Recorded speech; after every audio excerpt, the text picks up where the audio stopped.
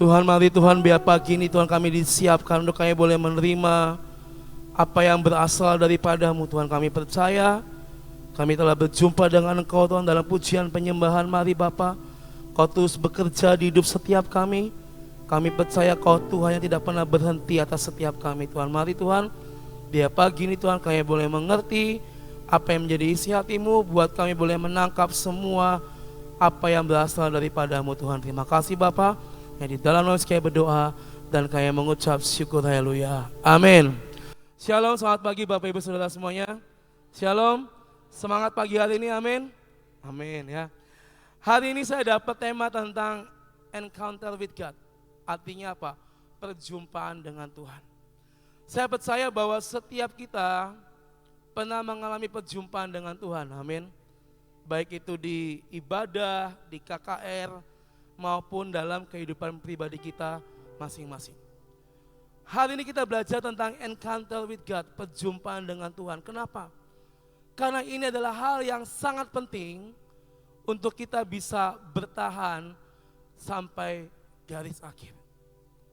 Untuk kita bisa dilayakan dan menerima jaminan Tuhan, menerima setiap perjanjian dengan Tuhan, kita perlu yang namanya encounter with God day by day, hari demi hari.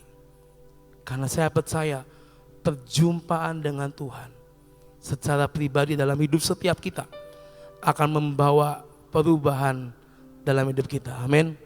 Amin saudara. Pernah ngalamin itu? Ketemu Tuhan, face to face dengan Tuhan, hidup kita diubahkan. Lahir baru, bertobat, terima Tuhan, nanti akan ada baptisan di hari Jumat, menjadi awal ketika seseorang boleh encounter with God, berjumpa dengan Tuhan. Perubahan yang besar di hidup kita dimulai dari perjumpaan pribadi, lepas pribadi dengan Tuhan. Yang bisa mengubahkan hidup kita, yang bisa membawa dampak perubahan yang besar buat kita, yaitu siapa? Tuhan Yesus Kristus. Mungkin hamba-hamba Tuhan bisa mendoakan, bisa memberikan pandangan lain di setiap masalah kita. Tapi kita punya pribadi yang lebih besar, yang lebih ajaib, yang sanggup membawa perubahan itu, yaitu siapa? Yesus Kristus. Asalkan kita encounter, kita berjumpa dengan Tuhan. Yeskiel 11 ayat 19 sampai 20.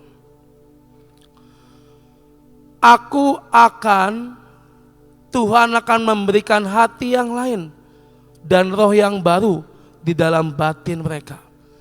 Juga Tuhan akan menjauhkan dari tubuh mereka hati yang keras dan memberikan mereka hati yang taat, supaya mereka hidup menurut segala ketetapanku dan peraturan-peraturanku dengan setia. Maka mereka akan menjadi umatku dan aku akan menjadi Allah mereka. Saya ulang sekali lagi. Tuhan akan memberikan kita pagi ini hati yang lain dan roh yang baru dalam batin kita. Juga Tuhan akan menjauhkan dari tubuh kita hati yang keras dan memberikan kita hati yang taat, supaya kita hidup menurut segala ketetapan Tuhan dan peraturan-peraturan Tuhan dengan setia. Maka kita pagi hari ini akan menjadi umat Tuhan dan Tuhan akan menjadi Allah bagi setiap kita. Amin. Perjumpaan, encounter with God itu sangat penting dalam hidup kita. Bukan cuma saat PW, bukan cuma saat besok PD Selasa ada hamba Tuhan dari Uganda yang akan datang lagi. Bukan cuma saat altar call, mari maju ke depan ditumpangin tangan, enggak. Yang namanya encounter with God itu saat demi saat, waktu demi waktu, hari demi hari dalam kehidupan kita. Dimanapun kita berada, kita bisa berjumpa dengan Tuhan. Dimanapun apapun yang sedang kita kerjakan, kita bisa berjumpa dengan Tuhan. Karena apa? Karena perjumpaan dengan Yesus memberikan kepada kita hidup yang baru. Amin. Awal yang baru, harapan yang baru, sifat-sifat lama kita diubahkan menjadi baru. Ada kekuatan baru, sudut pandang yang baru, dan bahkan ada masa depan yang telah Tuhan sediakan untuk kita di saat kita mengalami perjumpaan dengan Tuhan. Karena di dalam perjumpaan dengan Tuhan, kita ada hidup bersama Kristus dan Kristus bersama dengan kita. Maka hidupmu tidak lagi dalam belenggu dosa, keterikatan, dan kutuk. Tapi ada berkat dan jaminan yang akan Tuhan berikan dalam hidup kita. Asalkan encounter with God, berjumpa dengan Tuhan. Gak cukup cuma dengan berjumpa, saudara. Tapi peliharalah itu setiap hari. Tadi saya bilang yang namanya encounter gak cuma saat ibadah, KKR, altar call, dan segala macam. Tapi hari demi hari dalam kehidupan pribadi kita, terus, dan terus. Bangun hubungan pribadi dengan Tuhan. Menjaga perjumpaan kita dengan Tuhan. Jangan cuma sekali, 2 kali, 3 kali. Tapi berkali-kali sampai kapan bom? Sampai Tuhan datang menjemput kita di awan-awan. Tadi saya katakan ketika kita mengalami perjumpaan dengan Tuhan, maka hidupmu akan mengalami perubahan. Tokoh-tokoh di Alkitab, nggak ada seorang pun tokoh di Alkitab yang memberikan dampak dalam pelayanannya sebelum mengalami perjumpaan dengan Tuhan. Ketika mereka mengalami perjumpaan dengan Tuhan, barulah ada sesuatu yang baru. Barulah ada sesuatu yang bisa mereka bawa, bisa mereka sebarkan. Karena mereka sudah berjumpa dan menerima Tuhan dalam hidup mereka. Istilahnya dari tempayan yang kosong dipenuhi dan bisa memberikan anggur buat setiap jemaat, buat setiap umat yang memerlukan. Itulah kita di hadapan Tuhan. Di saat kita encounter, kita berjumpa dengan Yesus, Yesus akan mengisi hidup kita. Yang lama dibuang, yang baru Tuhan beri dalam hidup kita. Musa ketika mengalami perjumpaan dengan Tuhan, kita mau buka ayatnya dari Keluaran 3 ayat 2 sampai 10. Lalu malaikat Tuhan menampakkan diri kepadanya di dalam nyala api yang keluar dari semak duri. Lalu ia melihat dan tampaklah semak duri itu menyala, tetapi tidak dimakan api. Musa berkata, baiklah aku menyimpang ke sana untuk memeriksa penglihatan yang hebat itu. Mengapakah tidak terbakar semak duri itu? Ketika dilihat Tuhan bahwa Musa menyimpang untuk memeriksanya, berserulah Allah dari tengah-tengah semak duri itu kepadanya, Musa, Musa. Dan ia menjawab, ya Allah. Lalu ia berfirman, janganlah datang dekat-dekat, tanggalkanlah kasutmu dari kakimu, sebab tempat di mana engkau berdiri itu adalah tanah yang kudus. Lagi ia berfirman, akulah Allah ayahmu, Allah Abraham, Allah Ishak, dan Allah Yakub. Lalu Musa menutupi mukanya sebab ia takut memandang Allah. Dan Tuhan berfirman, aku telah memperhatikan dengan sungguh-sungguh kesengsaraan umatku di tanah Mesir. Dan aku telah mendengar seruan mereka yang disebabkan oleh pengerah mereka. Ya, aku mengetahui penderitaan mereka. Sebab itu aku telah turun untuk melepaskan mereka dari tangan orang Mesir dan menuntun mereka keluar dari negeri itu ke suatu negeri yang baik dan luas, suatu negeri yang berlimpah-limpah susu dan madunya, ke tempat orang Kanaan, orang Het, orang Amori, orang Feris, orang Hewi, dan orang Yebus. Sekarang seruan orang Israel telah sampai kepadaku, juga telah kulihat betapa kerasnya orang Mesir menindas mereka. Jadi sekarang pergilah, aku mengutus engkau kepada Firaun untuk membawa umatku orang Israel keluar dari Mesir. Ketika Musa berjumpa dengan Tuhan Allah hari itu, Awalnya dia ragu dengan perkataan Tuhan.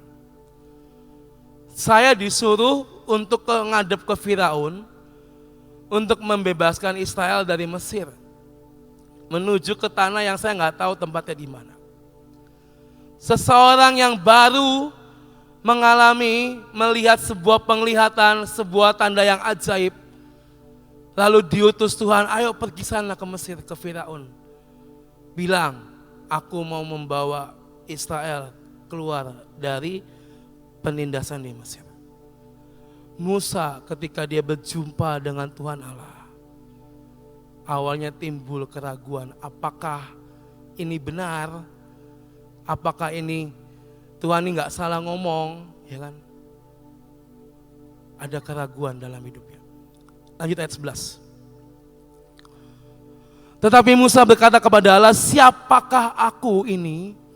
Maka aku yang akan menghadap Firaun dan membawa orang Israel keluar dari Mesir. Lalu firman-Nya, bukankah aku akan menyertai engkau?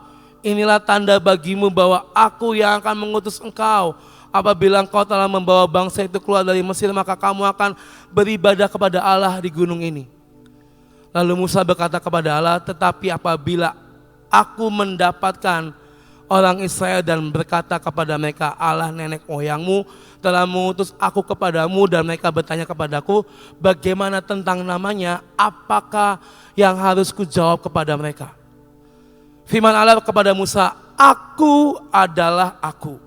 Lagi firman-Nya, beginilah kau katakan kepada orang Israel itu, akulah aku telah mengutus aku kepadamu.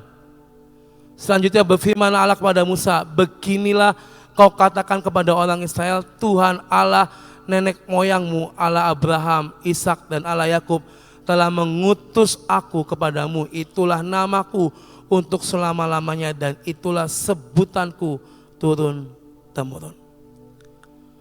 Ketika Musa berjumpa dengan Tuhan Allah, dia mendapatkan sebuah mandat untuk membawa bangsa Israel keluar dari Mesir. Timbul keraguan ketika dapat mandat. Kenapa saya Tuhan? Kenapa enggak yang lain? Terus nanti kalau saya udah ketemu Firaun, lalu saya menghadapi ribuan orang Israel, mereka tanya, benar enggak itu doa Tuhan? Atau mungkin siapa kamu? Ya kan? Siapa yang nyuruh? Apa yang harus aku jawab Tuhan? Tapi tadi Tuhan bilang, aku adalah aku. Ketika aku yang mengutus kamu, aku yang akan menyertai, yang akan membimbing jalannya. Kadang saat kita berjumpa dengan Tuhan, Tuhan berbicara sesuatu dalam hidup setiap kita.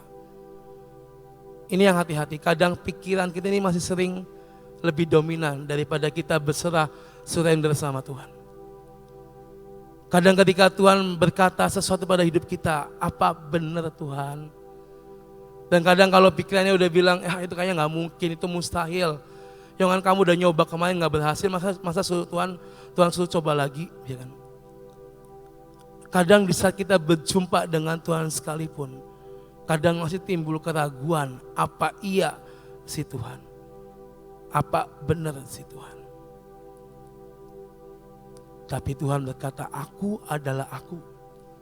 Ketika aku yang berkata, aku yang menyuruh, aku yang mengutus, aku pula akan menyertai. Musa ketika dia menerima mandat itu, dia timbul pertanyaan, tapi akhirnya Tuhan meneguhkan dengan firman-Nya.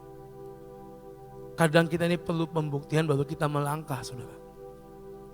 Tapi percayalah hari ini, di saat kita berjumpa dengan Tuhan, di saat Tuhan kasih mandat di hidup kita, jangan pernah kita ragukan kuasanya. Firman-Nya udah ada, aku adalah aku. Aku Tuhan yang akan menyertai engkau. Dan kita bisa lihat bangsa Israel bisa keluar. Perlu pembuktian oleh Musa. Di Keluaran 4, di mana tongkat menjadi ular, tangannya dimasukkan ke baju, keluar dari kusta, lalu sembuh lagi. Itulah Kadang kita ini butuh pembuktian dulu baru kita melangkah, saudara. Tapi ayo belajar untuk kita, apa yang Tuhan firmankan di hidup kita. Kita berjumpa dengan Tuhan, lakukan itu. Kan Tuhan bilang, aku yang akan menyertai kemanapun engkau pergi. Musa ketika dia percaya, dia mulai melangkah. Dia membuat suatu sejarah, membuat bangsa Israel keluar dari Mesir. Dan banyak lagi tanda-tanda ajaib semasa perjalanan bangsa Israel. Berjumpa dengan Tuhan, kita akan melihat sesuatu dampak yang berbeda di hidup kita. Sesuatu yang itu datangnya dari Tuhan. Dan Tuhan sendiri yang berfirman, lakukanlah dan percayalah. Karena kita punya Tuhan yang membela hidup kita, saudara. Jangan takut, jangan ragu. Lalu ada yang namanya Zakheus. Sebelum dia berjumpa dengan Tuhan, dia adalah orang yang kaya raya meskipun sebagai seorang pemungut cukai. Even dia dibenci oleh rakyatnya, oleh banyak rakyat. Tapi sesuatu berubah ketika dia berjumpa dengan Tuhan. Lukas 19 ayat 1-10. Yesus masuk ke kota Yeriko dan berjalan terus melintasi kota itu. Di situ ada seorang bernama Zakheus, kepala pemungut cukai. Ia seorang yang kaya. Ia berusaha untuk melihat orang apakah Yesus itu. Tetapi ia gak berhasil karena orang banyak sebab badannya pendek. Maka berlarilah ia mendahului orang banyak lalu memanjat pohon ara untuk melihat Yesus yang lewat di situ. Ketika Yesus sampai ke tempat itu, ia melihat ke atas dan berkata, Zakheus, segeralah turun, sebab hari ini aku harus menumpang di rumahmu. Lalu Zakheus segera turun dan menerima Yesus dengan sukacita. Tetapi semua orang yang melihat hal itu bersungut-sungut, katanya, ia menumpang di rumah orang berdosa. Tetapi Zakheus berdiri dan berkata kepada Tuhan, Tuhan, setengah dari milikku akan kuberikan kepada orang miskin, dan sekiranya ada sesuatu yang kuperas dari seseorang, akan kukembalikan 4 kali lipat. Kata Yesus kepadanya, hari ini telah terjadi keselamatan kepada rumah ini, karena orang ini pun anak Abraham. Sebab anak manusia datang untuk mencari dan menyelamatkan yang hilang. Siapa yang tidak mengenal Zakheus pada masa itu? Semua orang tahu siapa Zakheus. Seorang pemungut kepala cukai, kaya raya, tidak berkekurangan. Tapi bedanya adalah sebelum dia berjumpa dengan Yesus, dia itu adalah seorang yang kaya jasmani, tapi miskin rohaninya. Secara jasmani bergelimang harta, kekayaan. Tapi di dalam sini, nol, saudara. Miskin rohaninya. That's why kenapa ketika dia mendengar ada seorang yang namanya Yesus yang akan lewat di situ, dia berusaha untuk melihat siapa sih Yesus itu. Saya mendengar dari banyak orang, dia itu sang Mesias dan segala macam. Tapi apa dia, karena badannya pendek, dia nggak bisa melihat secara normal berdiri. Akhirnya dia manjat pohon dan dia melihat Yesus.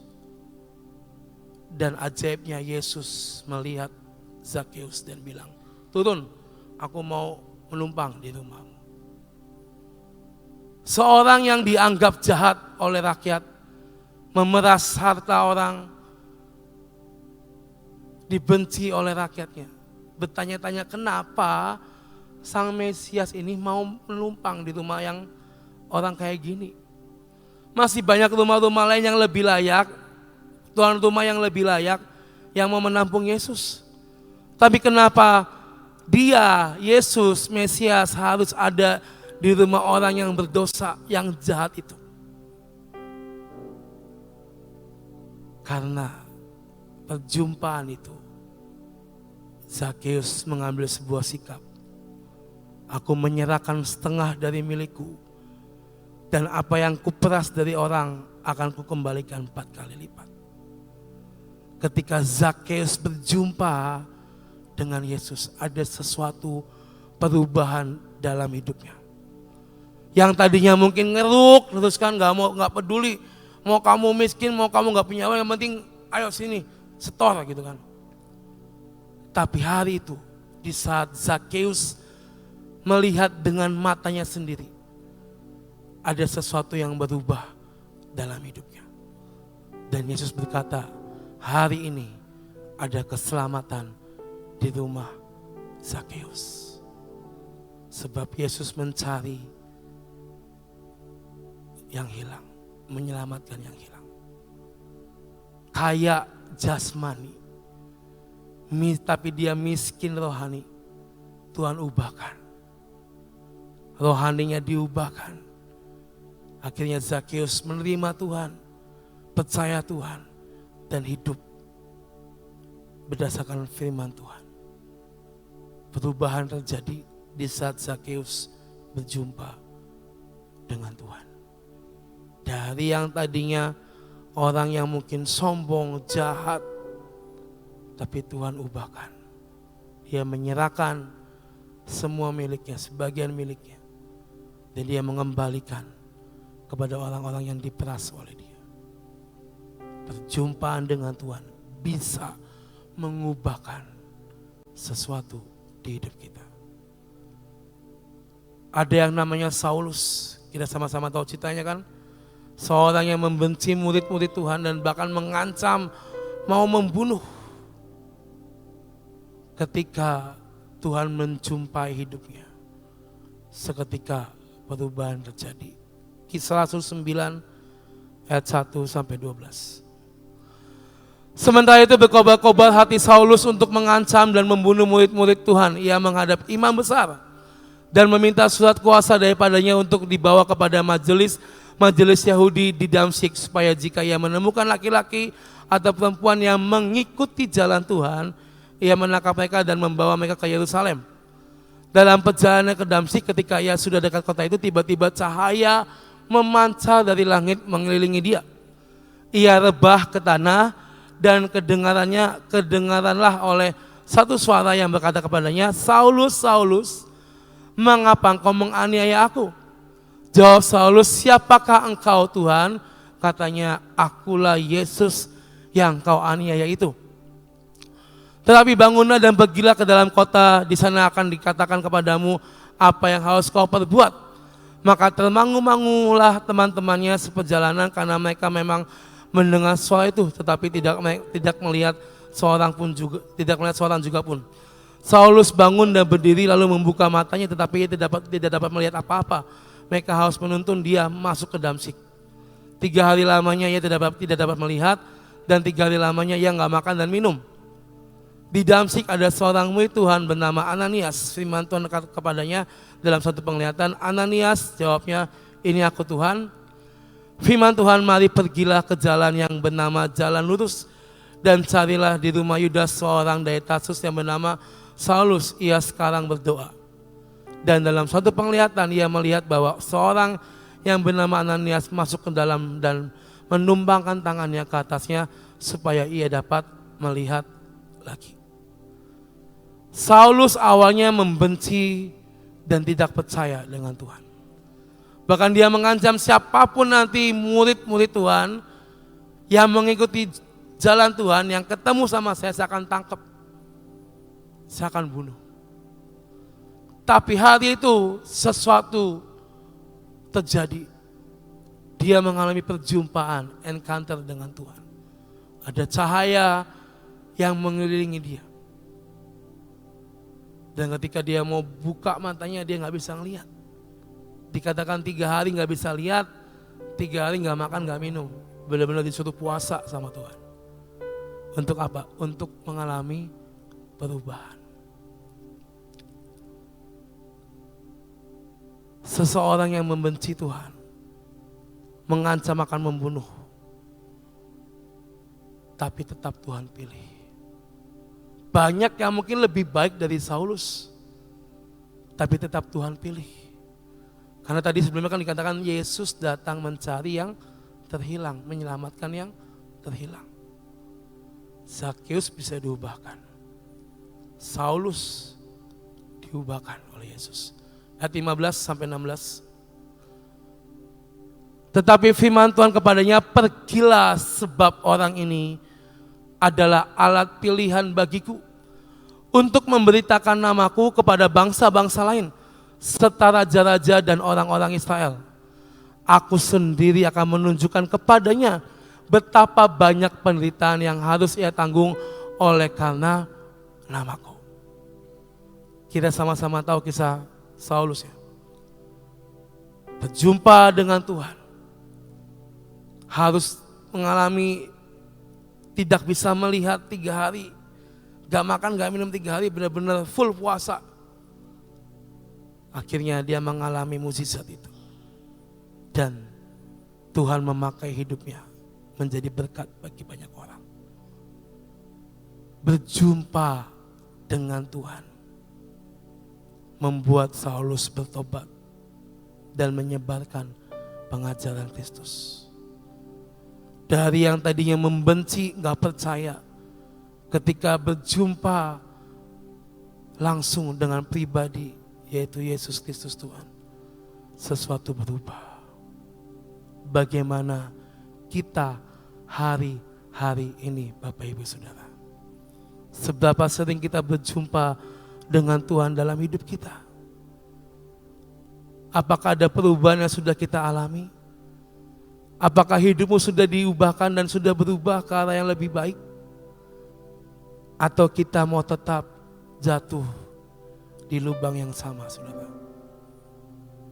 Udah ngalamin Tuhan, berjumpa Tuhan, tapi tetap cuek, gak mau ngelakuin, gak mau jadi pelaku firman. Udah ngalamin sendiri pertolongan, udah ngalamin sendiri yang namanya mukjizat terjadi, tapi tetap hidupnya gak mau melangkah. Akhirnya tetap stay dan mungkin bahkan mundur dari Tuhan. Yakobus 4 ayat 8a berkata, mendekatlah kepada Allah dan Ia akan mendekat kepadamu. Amin. Ketika kita mendekat kepada Tuhan, Tuhan pun berkata, Ia akan mendekat kepada kita. Encounter with God, perjumpaan dengan Tuhan. Ini perlu, saudara. Titik terendah dalam hidup saya adalah ketika saya harus kehilangan oma saya dipanggil Tuhan. Itu saya kecewa, sekecewanya dengan Tuhan, dan perkataan yang kuat dalam saya adalah, kenapa sih Tuhan kau ambil oma saya? Saya udah ngerawat dia, saya berharap kesembuhan dan mukjizat terjadi. Tapi kenapa harus diambil? Hari itu, malam itu, saya gak bersyukur, saya kecewa. Dan yang keluar dari mulut saya adalah kayak percuma saya ikut Tuhan juga. Toh Tuhan tetap ambil. Tuhan gak kasih kesembuhan. Tuhan gak kasih kesehatan buat oma saya. Ngapain ikut Tuhan? Itu titik terendah dalam hidup saya. Yang saya ucapkan, udahlah, saya gak mau ikut Tuhan lagi. Tapi malam itu juga Tuhan jumpai hidup saya. Setelah pulang dari rumah duka, malam saya di kamar sendiri, tiba-tiba Tuhan datang. Saya gak lagi doa, saya cuma lagi diem, duduk, tiduran, tapi kayak ada sesuatu yang turun, bergetar, dan saya tahu itu Tuhan. Dan hari itu cuma satu kalimat yang saya tangkap dan saya yakini sampai hari ini itu buat saya. Tuhan bilang, kamu tidak sendiri, ada aku Tuhan di sampingmu. Itu yang saya pegang sampai hari ini. Saya minta maaf sama Tuhan. Saya tahu bahwa semuanya baik. Makanya perjumpaan dengan Tuhan bisa mengubah segala sesuatu. Kalau hal itu saya cuek, dengan hadirat Tuhan. Saya memilih untuk pergi dari hadirat Tuhan. Mungkin akan beda ceritanya saudara. Mungkin saya nggak bisa berdiri pagi hari ini di tempat ini. Tapi saya percaya encounter with God, perjumpaan dengan Tuhan, itu akan mengubahkan segalanya di hidup kita. Amin. Jadi ayo hari demi hari peliharalah ini. Gak cukup cuma sekali dua kali, tapi berkali-kali selamanya sampai Tuhan datang yang kedua kali. Amin. Tuhan berkati kita semua pagi ini. Perjumpaan dengan Tuhan adalah sesuatu hal yang wajib ada dalam kehidupan saudara dan saya.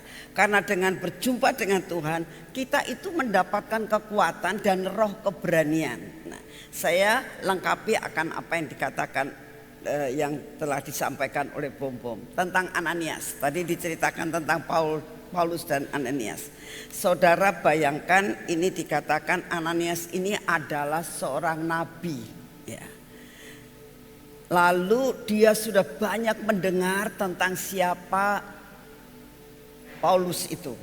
Waktu itu namanya masih Saul, ya. Tahu persis dia mendapatkan suatu mandat untuk menghabiskan akan pengikut-pengikut Kristus. Itu dia dengar, dia tahu persis akan hal itu. Nah, tiba-tiba dia mendapatkan firman Tuhan. Ananias itu loh orang kamu datengin, ya, sembuhkan. Karena dia sebagai suatu alat yang akan menyampaikan sesuatu, menjadi berkat buat baik orang Yahudi maupun orang bukan Yahudi. Saudara sekarang bayangkan ya, ini Ananias nih, kalau dia tidak punya yang dinamakan perjumpaan dengan Tuhan dan persis tahu itu suara Tuhan, dia nggak bakal mau loh. Sekarang kalau saudara aja ragu-ragu enggak, bimbang enggak, ya, kalau mendapatkan sesuatu perintah yang seperti itu. Tapi kalau kita punya encounter with God, tahu persis ini dari Tuhan, gak usah takut, ya. Berita apapun yang ada di luar tidak usah takut, gak usah diperdulikan. Karena apa? Saya tahu persis ini dari Tuhan. Itu Ananias. Lalu dia datangkan, oh betul ini ada orang yang namanya Paulus ada di rumah itu. Untung Tuhan itu begitu luar biasa. Karena dia menghadapi orang yang buta. Kan waktu itu Paulusnya buta, betul enggak? Jadi kalau sampai kejadian apa-apa dia bisa lari, enggak akan bisa dikejar sama Paulus. Ini cara pemikiran manusia, benar enggak? Benar gak? Nah, karena manusia tuh bagaimanapun juga masih ada rasa takut karena kita melihat dan kita mendengar, ya. Lalu dia masuk. Oh iya ini benar nih manusia ini. Pasti dia sudah dengar banyak nih. Ya, terima kasih Tuhan dia buta. Nah, dari pembicaraan membuat imannya timbul. Oh iya betul dia.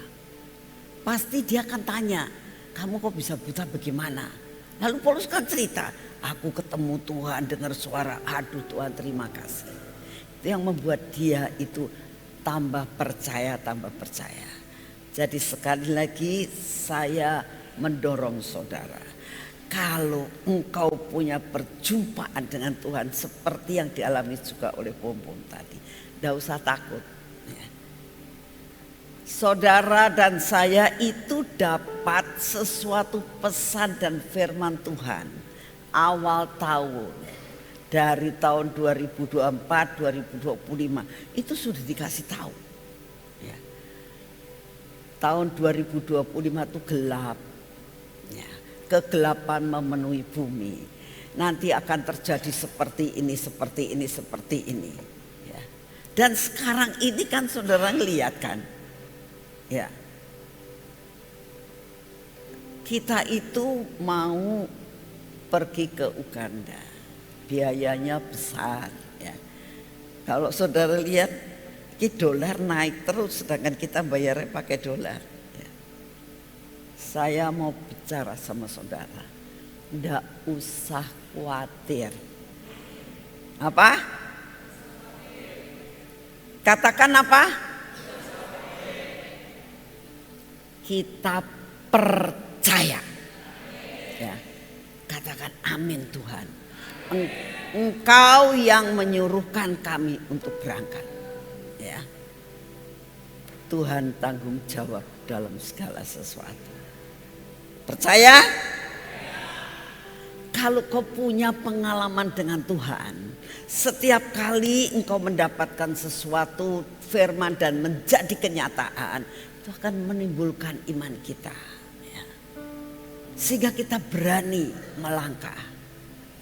Percayalah, Tuhan pegang kendali dalam hidup saudara. Tapi intinya adalah belajarlah, engkau harus punya perjumpaan dengan Tuhan. Itu akan membuat apapun yang terjadi. Kemarin saya ketemu dengan seorang, sampai saya itu, lah si anak Tuhan kok masih begini, begitu gitu loh. Gak gini, kan dia mendengar ada megatrust dan sebagainya. Lalu apa yang, saya tidak nyalahkan mereka, tapi ya pengen ketawa aja saudara.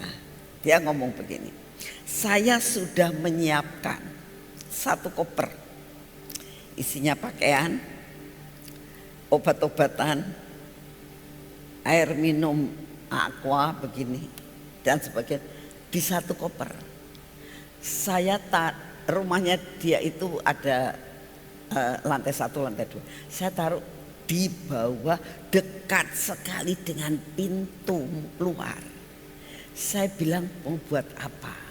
Nanti begitu ada megatrust, saya akan keluar dari rumah dengan sudah membawa koper yang siap. Saya bilang lah, kalau megatrustnya itu banjir ya kamu keluar tambah menghadapi masalah, betul gak sih? Tiba-tiba misalnya ada banjir besar, sebab banjir itu tidak karena hujan juga loh. Banjir bandang itu bukan karena hujan. Tiba-tiba seperti yang terjadi di Bekasi, itu gak pernah dapat diprediksi. Terus mau lari kemana dengan membawa koper? Ya. Lalu dia bilang, gempa, saya akan keluar. Nah dia mau keluar dengan membawa koper.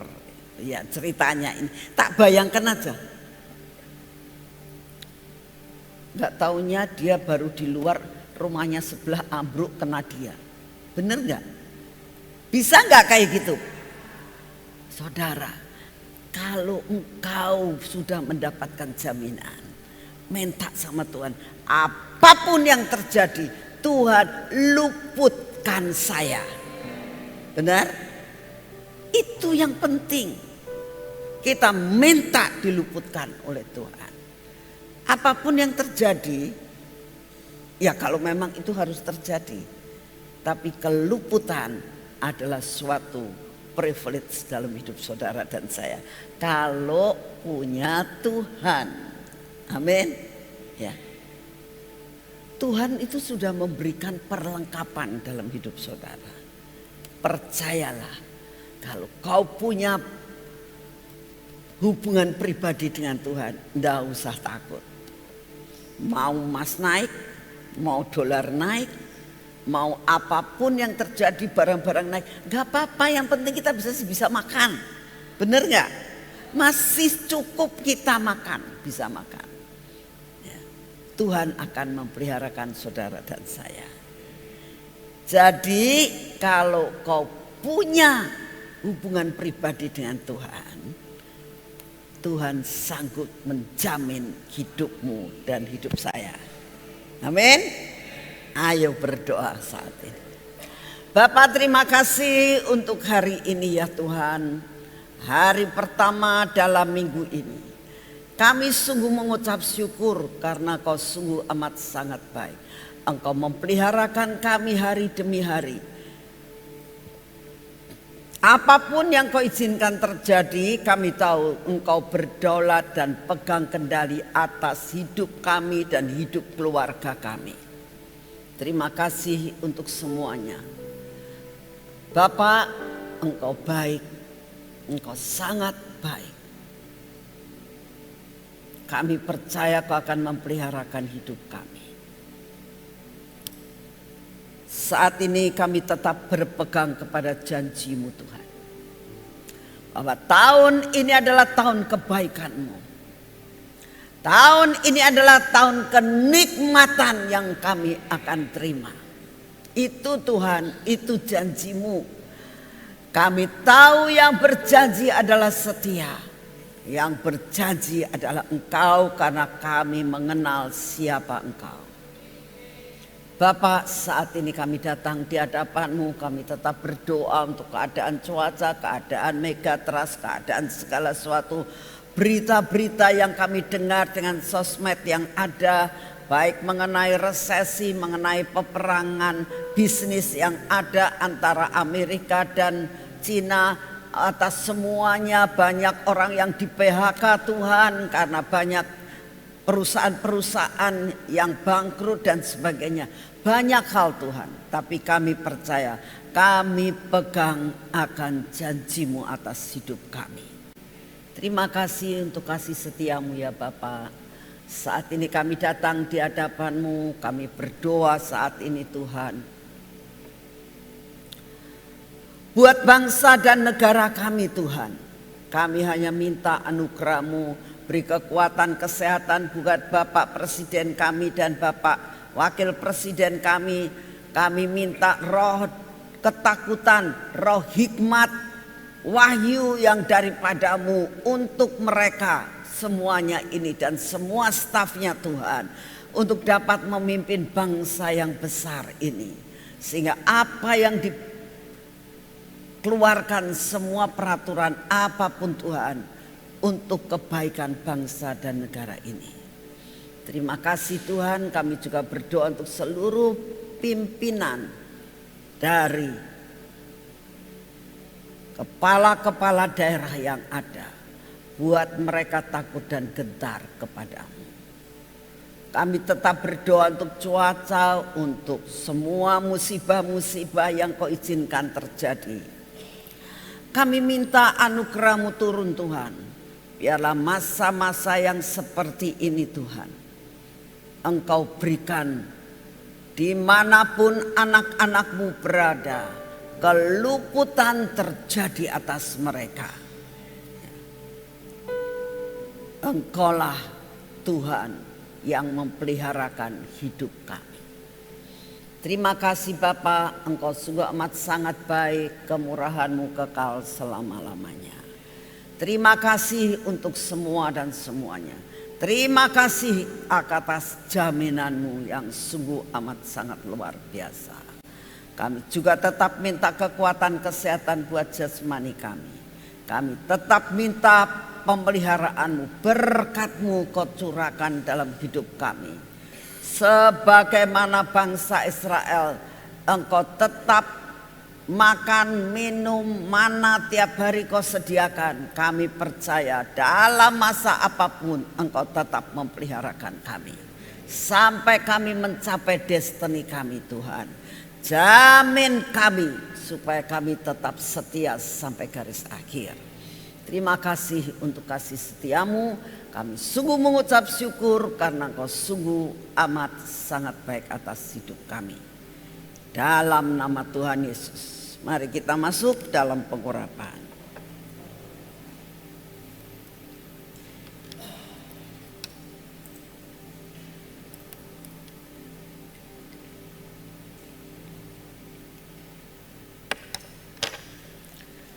Dalam nama Tuhan Yesus. Ini minyak supranatural. Ini minyak yang luar biasa. Biarlah keajaiban masuk dalam hidup kami, masuk pada mata kami, telinga kami, bibir, mulut kami, dan hati kami. Hidup dalam supranatural, hidup dalam keajaiban. Semua yang tidak baik Kau hancurkan dalam hidup kami. Roh keraguan-raguan dan bimbang, ini tangan kami, berkati tangan kami Tuhan. Biarlah pada pagi hari ini apapun yang kami kerjakan menjadi berhasil.